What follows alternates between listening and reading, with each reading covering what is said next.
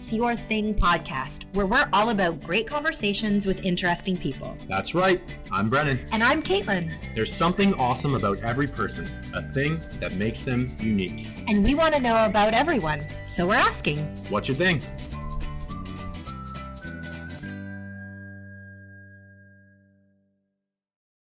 Brennan, it's our first episode.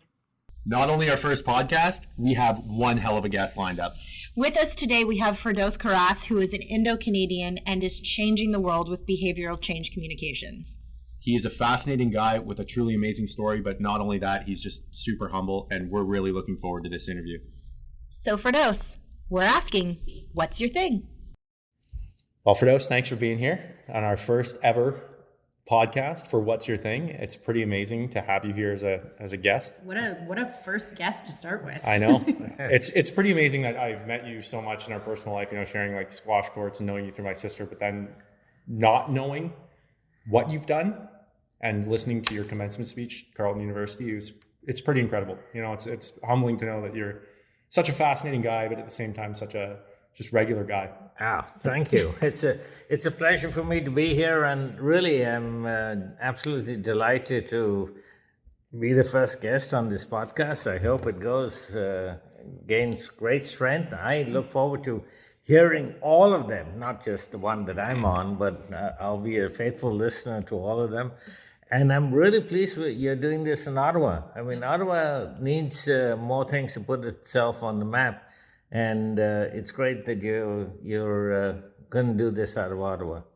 Yeah, it's something that is fun because we can kind of explore, our thing, what's your thing? We want to meet as many different people from as many different backgrounds. And, we can kind of put Ottawa more on the map with some interesting people. But that being said, you are among the most interesting. And I mean, looking at your background, coming all the way from Calcutta, landing in the United States, starting your education journey there, which is resume is immaculate. Coming to Carleton University, my alma mater, I'm pretty proud to say I was part of. Then I guess working for the UN, then going on to working in the public service, and then starting your own television company. Station in Malaysia. Television, Not station, production company. Yeah. Chocolate Mousse. No. It was under UTV in those days. Yeah. Was it Malaysia's first daily soap opera or something like that? Asia's first daily English language soap opera. Oh, very cool. Yeah, I was a producer of it. That was cool. That was fun. I had to tell the cameraman to kindly look through the lens instead of looking at the ceiling when he was shooting. What year was that? Mid-1990s. I would say 95, 96, 97, around there. Up till about 2000, I did that in Asia, and then I I didn't actually leave Canada, but I kind of came back permanently to Ottawa and stayed here and gave up my shares in the company in Asia. Was this simultaneous, or was this this was after the government work, right? This was after the government work. So I was executive director of the UN Association for 5 years. Then I worked for what was then called the Minister of Employment and Immigration for a year. And then I was for 5 years assistant deputy chairman of the Immigration Refugee Board. I was head of the backlog division. And then after that, it was a fixed term appointment, governor and council appointment. So I then decided that I wanted to, basically to be in one drop of an ocean of problems, but my thing is really to try and move the world, try and better the human condition as much as one person can do, sitting in his home in Ottawa and reaching around the world. But what I wanted to do was basically see if we can use media to make a difference in the world, but media with a difference. When I started my company in Ottawa, there was no term called social enterprise. So nowadays we would call it a social enterprise, but I call this company a hybrid company. I used to use for-profit work to subsidize non-profit work. It started in 1995. And from then on, we kind of done quite a bit of work around the world on various social issues. So would that be it? Like if you were your whole background is so immense, but now if you were to look back, your thing is social communication and bettering the world. Yeah, it through is. that. It is using media. My thing is using media across cultural boundaries, and that's an important part to better the human condition. Basically, my work, as far as I know, has been used in 198 countries. It now exists in over 500 language versions. I'm careful not to say languages because, there might be like 50 or 80 versions of English, for example.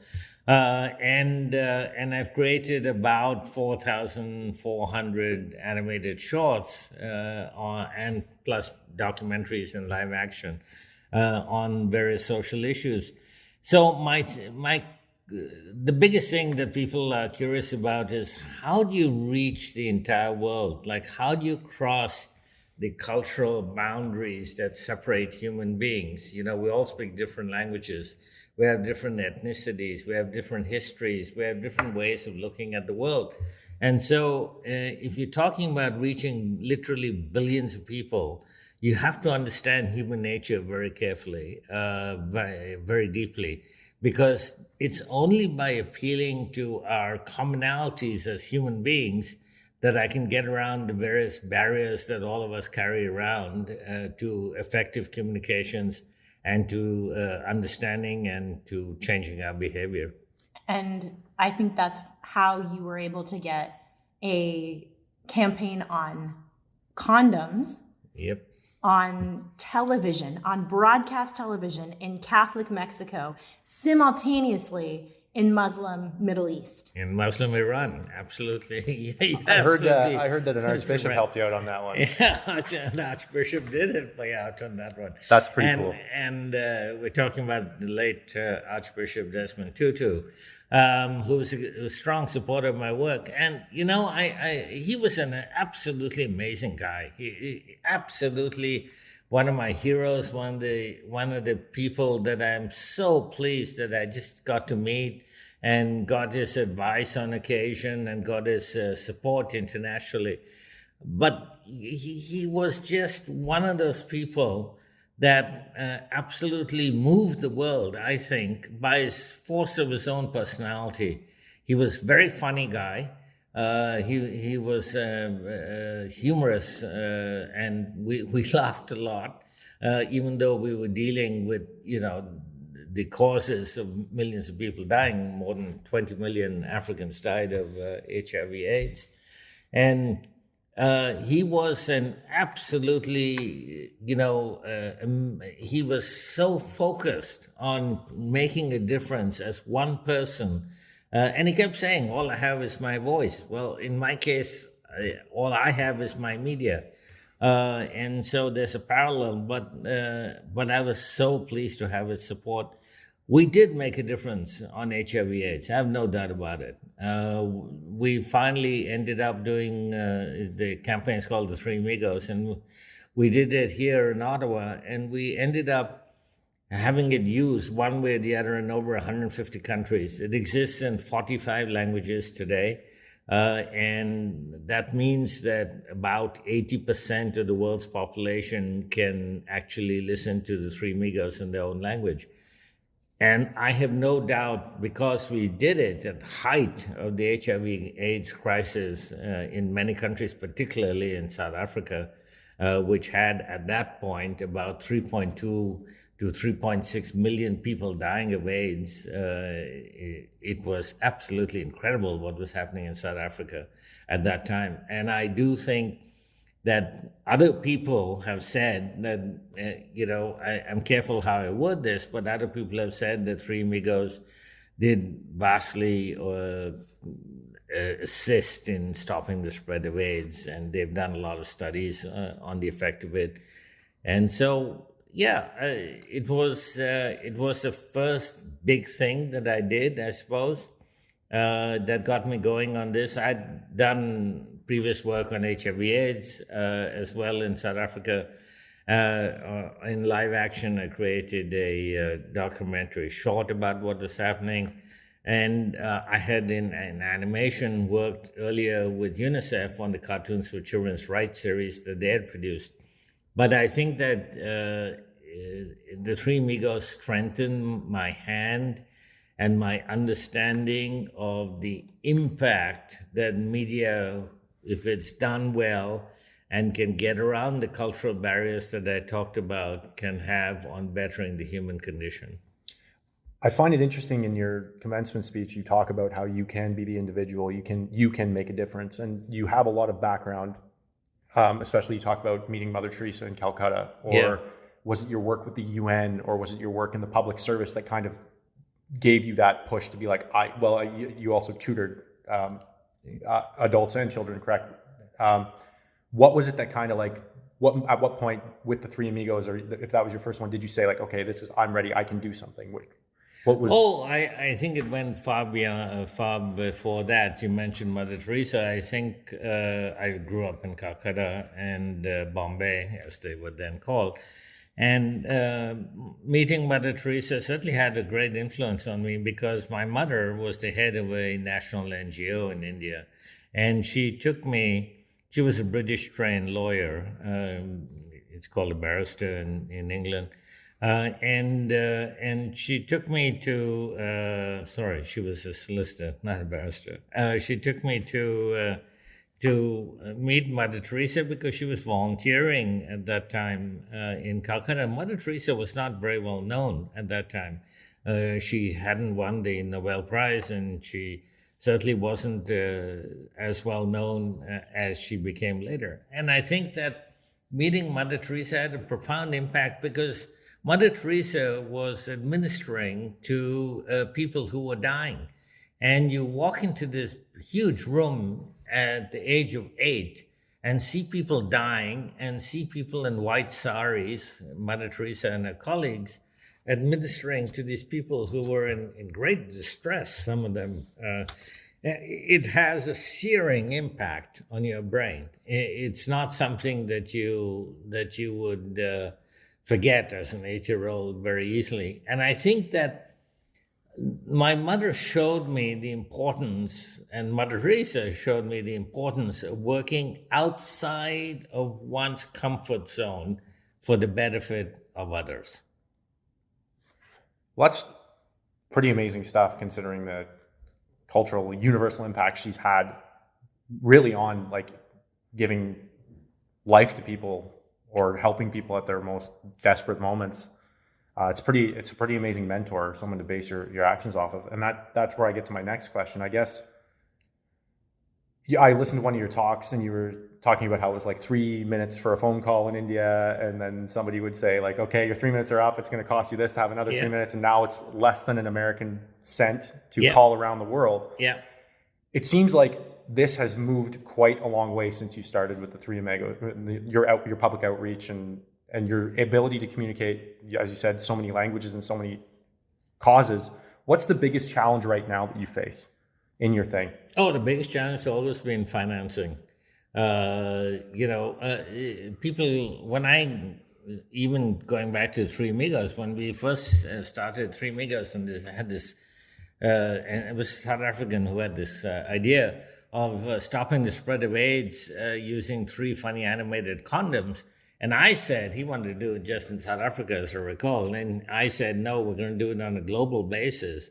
Now, you can imagine that in the early 2000s, without, the purveyance of the internet that we now have, where we had national broadcasters in many countries, and you came up with this concept of having a global campaign to try and stop the spread of AIDS using 3 funny animated condoms.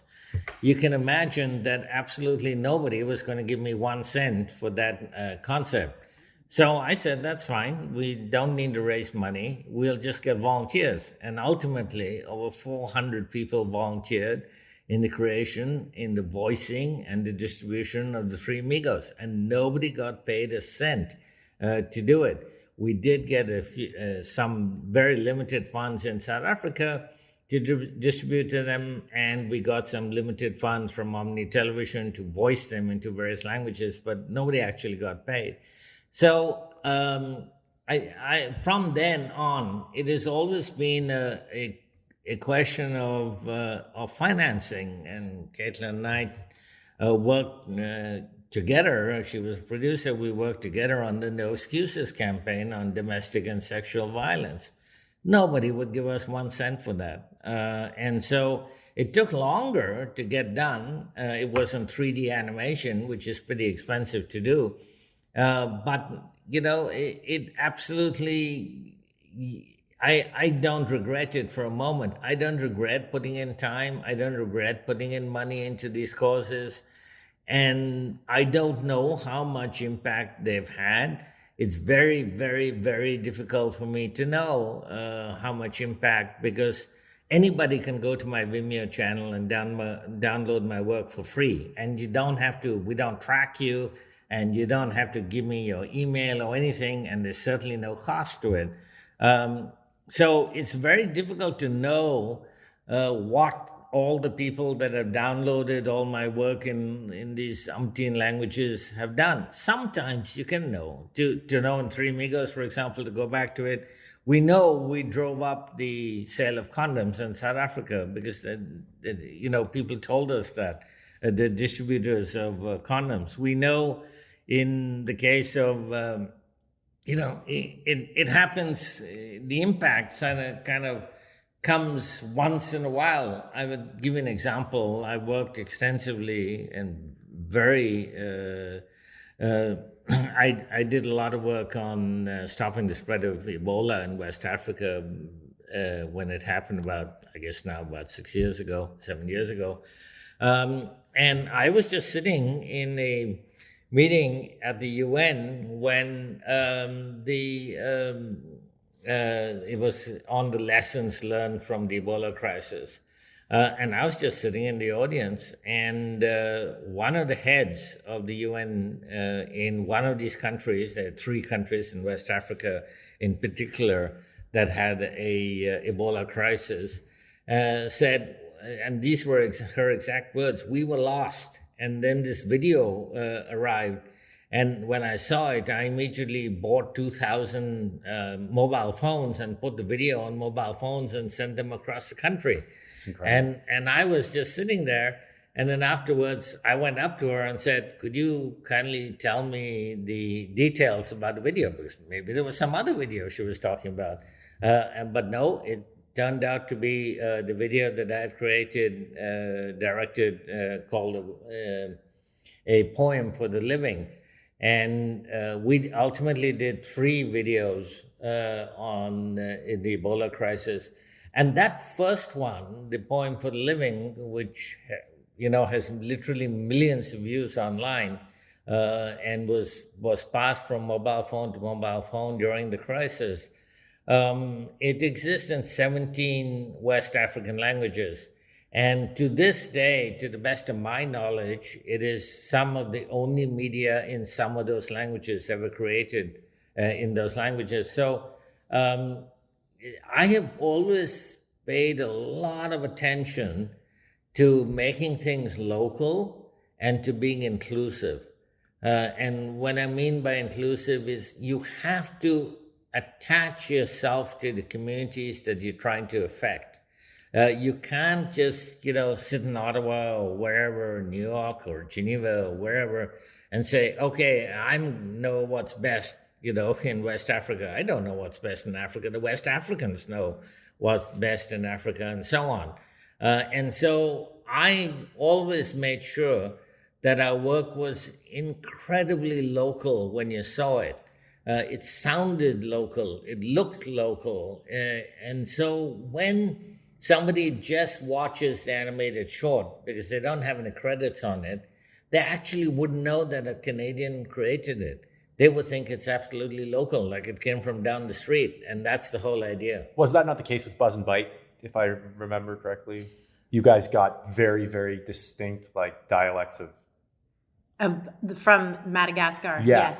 Yeah. We went to Madagascar as guests of the UNICEF. And it was the first time that Malagasy children had seen animation in their own language. They'd only ever had it in English. That blew my Yeah, mind. but it's more than that. It was the first time that any media, including movies, had been put into all 16 languages of Madagascar. That is pretty cool. The first time. And that was early mid 2000s. And that's 2009. you think about even in the last, since then to now, Yeah. how much things have changed. Like finding people with these languages and tracking everybody down. Yeah, you can do everything online now. I mean, we actually flew to Madagascar to do this, but nowadays, every language is available online, and you certainly don't need to go to these countries. But going to the countries, I've been to 146 countries around the world. And going to the countries gives you a much deeper understanding. And yes, I stay in a hotel, and yes, I go out to the villages, and yes, sometimes I sleep on, in a hut in Myanmar or whatever. And of course, it's superficial. Of course, it's quick. But when you've been to 146 countries, you can't really stay in a particular country. I mean, it is, as what George Bernard Shaw said, a smattering of everything and a knowledge of nothing. But I think that it's better than sitting in Ottawa or Geneva or New York or wherever and thinking that you know the country and you know what's best for the country. Yeah, I'm one of those for sure, readers, but not necessarily doers. I like to read up on a lot of things, but I'm not well traveled. And it is true what you say. Like, you might think something because you're reading one narrative about something, and then you talk to somebody from that particular place, and they're like, "That's nothing of the sort." It's Absolutely. What's I was going to say, like, with all of this, how has your perspective on this whole thing changed? Media has become much more prevalent, and obviously visual media, which is what I create, has taken over the world. And I think we are only at I call this the age of communications, but it's the age of instant two-way personal communications, which is quite different than what we used to have. I mean, we used to sit in front of a television or a radio, and you can only get the information passively. Now you can get information and interact with it absolutely instantly, so that, if there's some crisis in India and somebody sends me a video about it, I can immediately react to it, I can forward it, I can do whatever in real time, as it's happening. So I do think that we are just at the beginning of a new age of communications where we are all interconnected with each other. We have not yet understood both the opportunities and the risks that kind of thing creates. It's a new part of human history. Speaking to the opportunity, you were talking earlier about how funding is so hard to get, especially with the Three Amigos. I imagine that probably had to do with when it was taking place. You said passive communication. People are only seeing a kind of narrative. I believe that it was probably a pretty taboo subject back then. It's a sexually transmitted disease. Yeah. So, and condoms were... And lots of stigma around condoms. Yeah, absolutely. Do you think now... And there was a particular pope who wasn't terribly keen. Fair, and that's where Desmond Tutu is such a hero, right? Yeah. But now do you think, because we see information in real time and we can interact, do you find that maybe, as you said, let's say there was a crisis in India or something like that, people are more receptive and more responsive to their desire to help because it's in their face? Or has any of that changed? Or do you think it might be better to get funding now? Yeah, no, I don't know if it's easier to get funding. Certainly there's a lot more understanding of now what is called social and behavior change communications. Used to be called just behavior change communications. Now we've expanded it to be called social and behavior change communications. But, and I've been doing that for 28 years. So it's a long time before these kinds of terms appeared. And yes, there's a lot more being done. An organization like UNICEF or even the British government at one point had in-house people. Canada has a unit apparently that does that. I haven't actually met them ever, but I do think that there is a huge amount being done with a lot of behavior science and evidence behind it that wasn't there before. Having said that, I keep saying that the creation of media is an art. It's not a science. And no matter, you could have the world's best director. He can't tell you whether his movie is going to be a hit or not going to be a hit. He does the best he can, or she does the best she can, and hopefully the movie is acceptable. It's art. It's not science. And no matter how much the bean counters say, show me it works, I can't always do that. I mean, I can tell you anecdotally that, for example, I created a video called A Plea to My Father on the after effects of rape in the eastern part of the Democratic Republic of Congo, the DRC. The DRC has apparently the highest percentage of rape for their population in the world. And we had already created No Excuses, which was designed to stop the spread of rape or to bring attention to the rape. And, I created this video with local people, very much with local people in the DRC. And what it was to create a conversation. It's not the video itself makes a difference. It creates a conversation. I call it a catalyst video. And it is that conversation that happens locally, very locally, that creates the difference.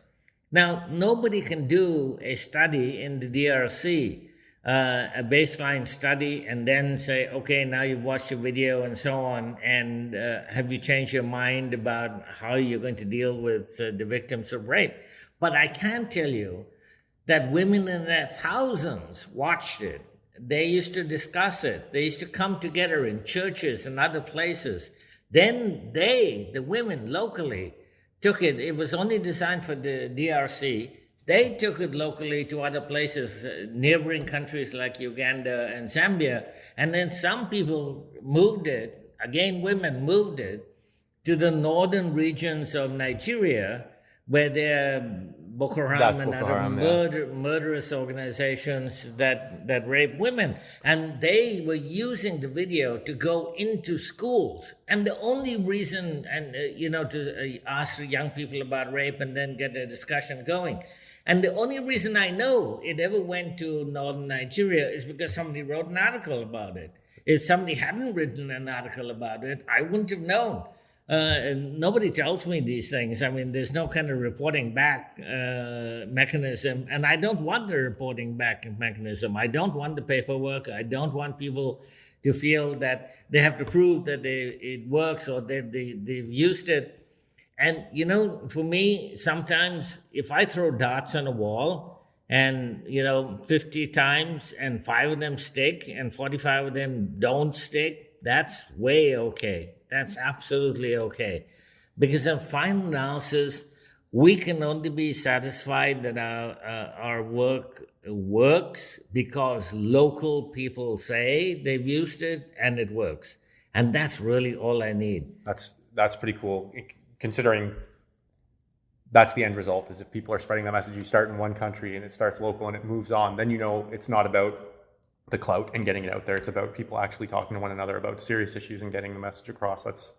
So that being said, you started with this Three Amigos, again, I'm going to go back to that, and this controversial kind of animation. Yeah. You moved on to so much more. You've obviously, based on what you've told us before, gotten so much outreach. What are you saying? What's your predictions for the future of this? Let me just, before I come to your question, let me just say that's not the most controversial or difficult issue I dealt with, believe it or not, even though it's a sexually transmitted disease. I actually created a series in Arabic on values for children, universal values for children, that were broadcast by the Al Jazeera Children's Channel in Arabic. It went to over 150 million households in 27 countries in Arabic, on values like gender equality between boys and girls, accepting others, accepting other cultures, on not polluting, on honoring your parents and things like that.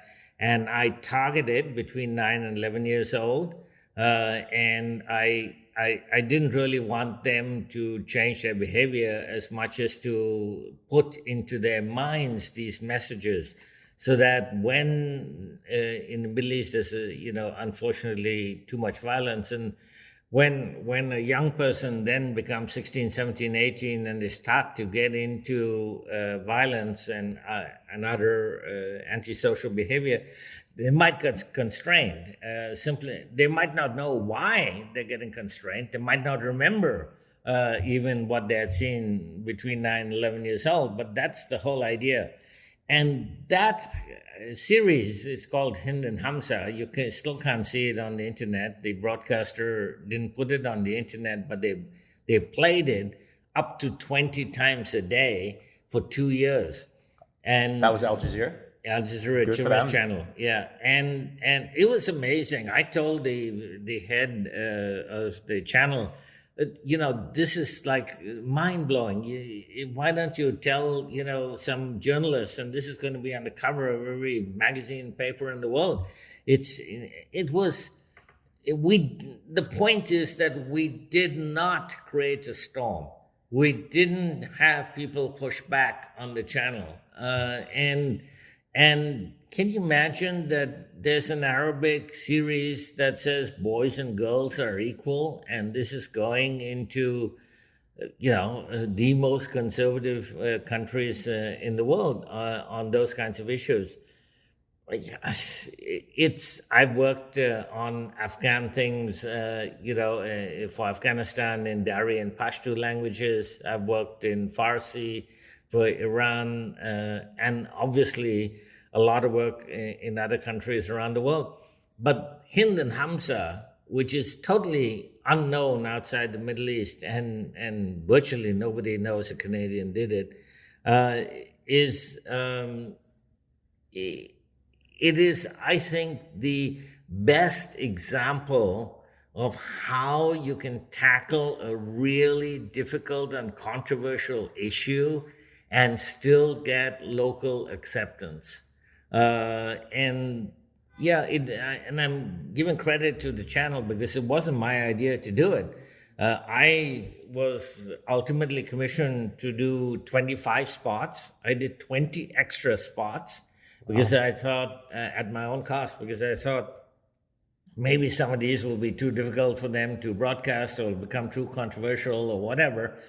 And the 21st spot I did was I wanted to do one against child labor, the use of child labor.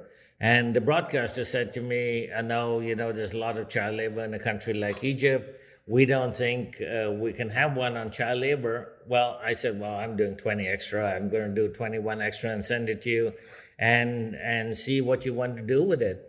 Yeah, you don't have to play it, obviously. They played all 46 spots. That's all amazing. 46 spots in 150 million plus households in Arabic. And there's some kid that's watching or somebody that's watching that just like, maybe it didn't make an impact at that moment in their life, but it's like somebody understands if they're going through something, they see it and they... But I hope so. I hope so. When we got a Peabody for the Three Amigos, I thanked the audience and the jury for the Peabody because I said, look, there might be a young person, a young couple, for example, who were going to have unprotected sex and then open themselves to risk of HIV/AIDS. And maybe the broadcaster has taken the Peabody, which is a very prestigious award, seriously and played the Three Amigos, and maybe they watched that before having unprotected sex and then changed their mind and engaged in responsible behavior. And so, absolutely. The impact can't be measured. I don't really want it to be measured. And it has certainly held me back a lot of times when people just say, well, show us it works. It's a totally reasonable question, but I can't always quantify these things. And it would be a mind-boggling task, considering I've done 78 series now. It would be an absolutely mind-boggling task to try and quantify the impact. So, I'm perfectly happy by saying, I don't know what the impact is. You want to gauge it? Be my guest, but I don't know what my work's impact has been. That's I guess a perfect prelude to the next question. Where is the future in this? What's next? 78? Are you going to just carry on? Oh, I'm absolutely going to carry on. I have absolutely no intention of retiring ever. As long as I can work on this, I will. What's the future? If you ask me the future of the world, look, we've talked about sexual violence. We've talked about millions of people dying of a preventable disease like AIDS. We've talked about, human rights violations. I have seen and dealt with some of the world's most difficult problems where, it would be easy for me to say, I despair. The world's going in the wrong direction. I know and I've seen enough to be able to justify an opinion that says that the world's going to hell. I don't think so at all. I think that, yes, we have problems in the world, but, think about the issues that we've talked about.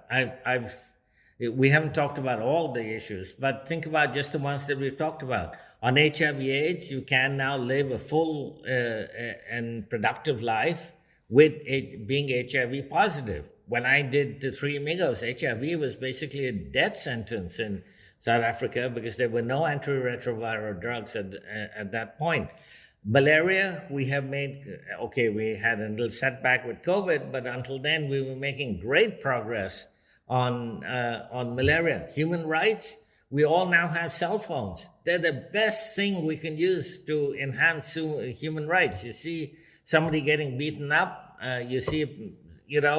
that's what we need. We need all of us to use our technology to enhance these kinds of things. And as in technology becomes more pervasive in our daily lives, I'm actually more optimistic.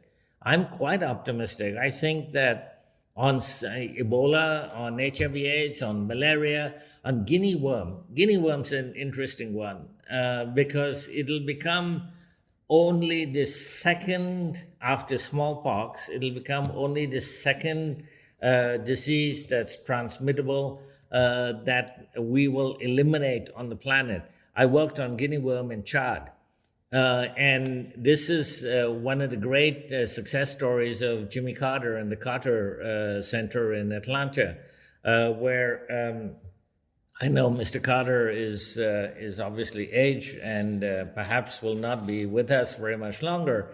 And he has said publicly that he hopes that guinea worm will be eliminated during his lifetime. And we've come very, very close. I mean, last year there were just a handful of cases, hundreds of thousands, not just tens, but hundreds of thousands of people used to get guinea worm in Africa and other places at one point. And here we are, almost at the threshold, if not actually have eliminated it this year. So I'm optimistic. I push back. And I said at the beginning, I'm just a drop in the ocean and we could say a drop in the ocean of problems, but one drop, another drop, another drop, another drop, and, pretty soon maybe you got a bucket full and going into the ocean, and then you get more buckets full, and pretty soon you got a swimming pool size of change happening. That's how you make change. I feel like that's a great message, considering a lot of, when you talk about technology and the advancements, a lot of people I find in my relationships are a little bit negative on it because social media is so demanding and it's everywhere and it's all the time. It's all encompassing. It's nice to kind of remind us human advancement, technology is actually making such a significant difference in the world, as opposed to just focusing on the mundane, reading news all the time and maybe getting down on yourself or just obsessing over your screen. Yeah, it's nice to know absolutely. that it's very privileged to be able to do that. But at the same time, this same technology is being used to literally fundamentally change the world forever. Absolutely. Eradicating disease and all the new technologies that are coming up, mRNA, they're now thinking that they can prevent certain kinds of cancer with mRNAs, vaccines. AI is now, artificial intelligence is now on the horizon. Yes, it can be used for a lot of disinformation. Yes, it can create a lot of chaos in the world. But it can also be used for a lot of good. AI could solve some of humankind's problems faster than virtually, any human can. So I do think that if we manage ourselves properly as a planet, as a species, obviously, we have challenges: human rights, climate change, everything else, inequality, everything you want to throw at me, and I would say, yeah, those are all problems, and we need to pay attention to them. But overall, if you ask me, is the world going in the right direction? I would say, on a balance of probabilities, 50% more yes in the right direction, and then less.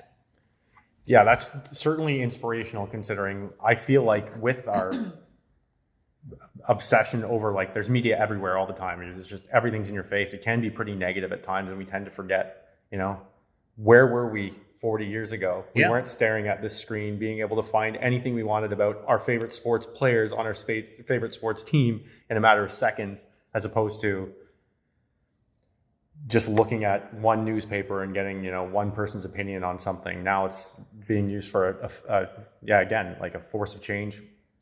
I guess the next question would be, now that we've talked so much about this, what would surprise people the most about your thing? Like, you talked so much about how it's impacted the world in many different avenues. What would you say surprised people? I don't think anybody, even in this town in Ottawa, where I've lived for, I guess, about 40 years now, I don't think anybody has a clue that one guy sitting in his office home office can make a difference like this. I often say my work is much more famous than I am. I once was standing in at a meeting next to a health minister from an African country. And that health minister and I just started chatting in the coffee. And he said, I said, well, I do. He asked me what I did. And I said, well, I create media for social change. And he said, oh, yeah, well, and then we got talking. And he said, we have this malaria program.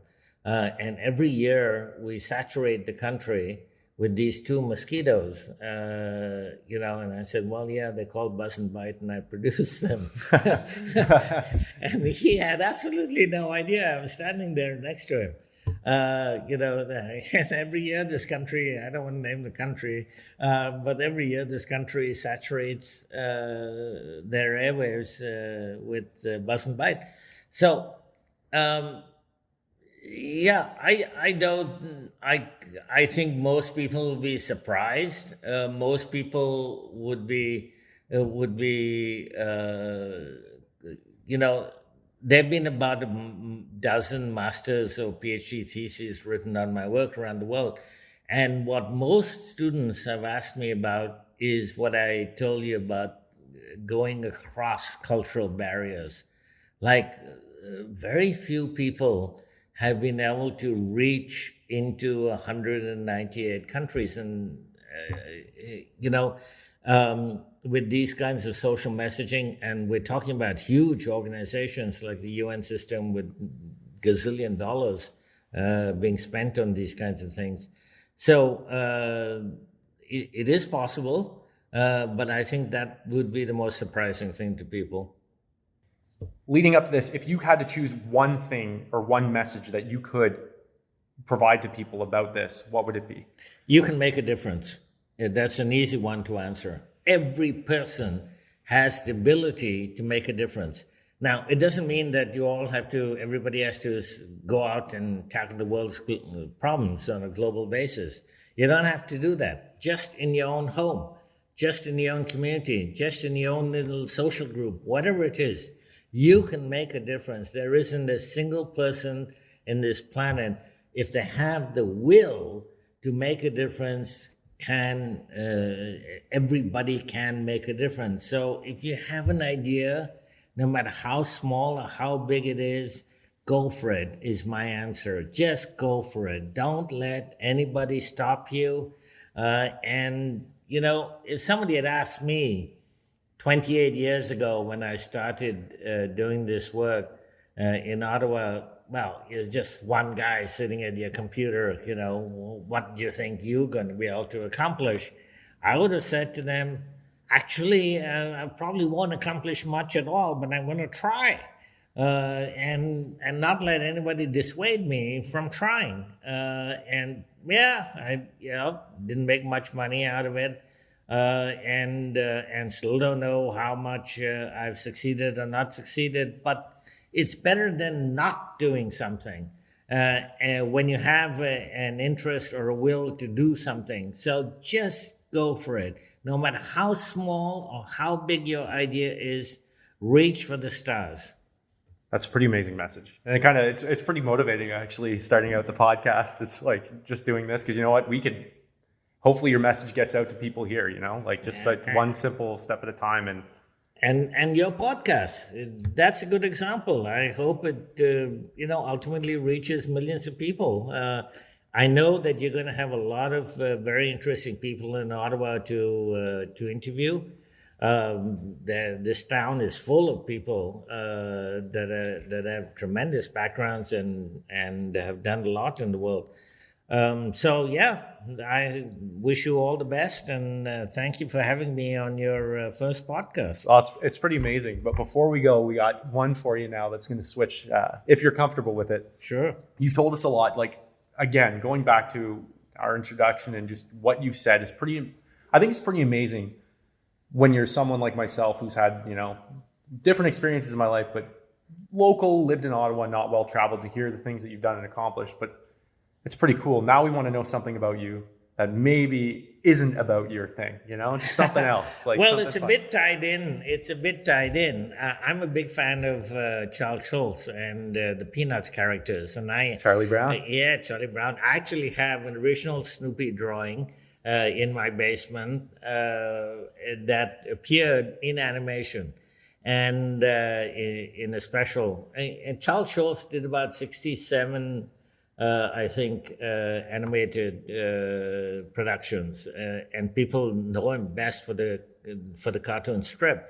But in fact, he had an enormous impact in the world of animation. I equate him with Walt Disney because he was the first person. You don't know what the character of Mickey Mouse is, but you know what the character of Charlie Brown and Lucy and Snoopy and so on are. He was the first person to draw characters where you actually got to know the character development, the characteristics, the personalities of the various characters. So I think that's absolutely amazing.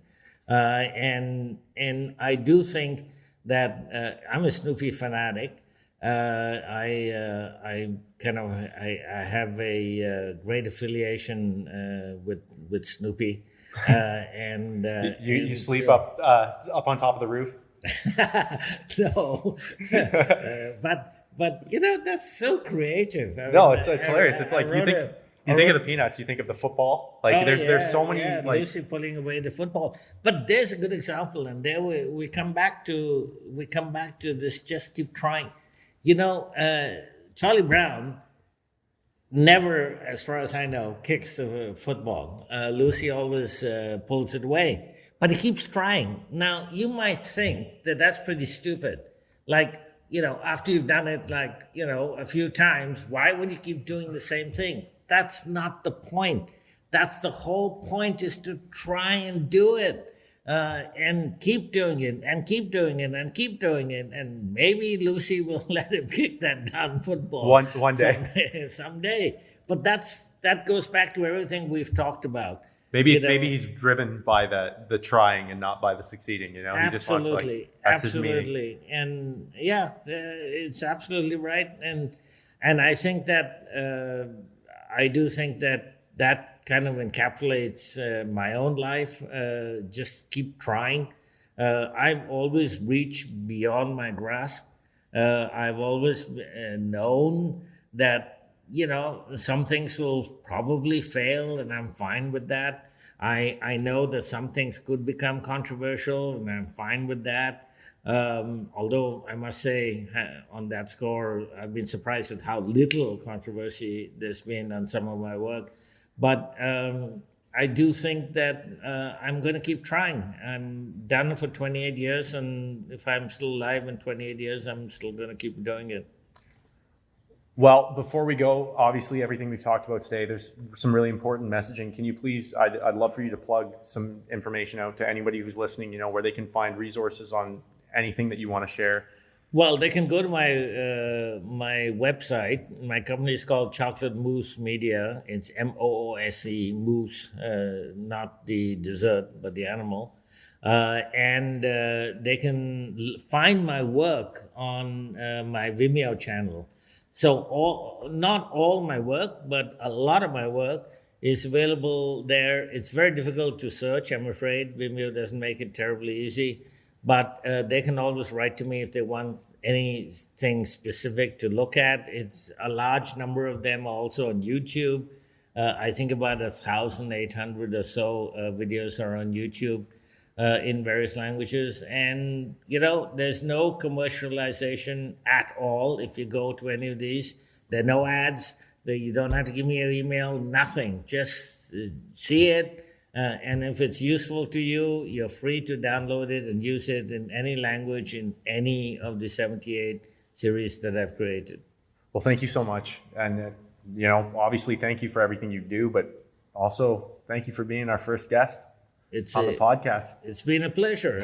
I really hope your podcast takes off. And as I said, you've got at least one listener as of this moment. Well, thank you so much. You know what? Maybe we can have you on again, get some updates on. It won't be what's your thing. It's how's your thing going. So, all right. Thank you so much. Thank you. Take care. Thank you. Please follow us on what'syourthingpod.com. All of the social medias, Instagram, Facebook, you name it. We look forward to hearing your feedback, and maybe one day you can tell us what's your thing. What's your pain?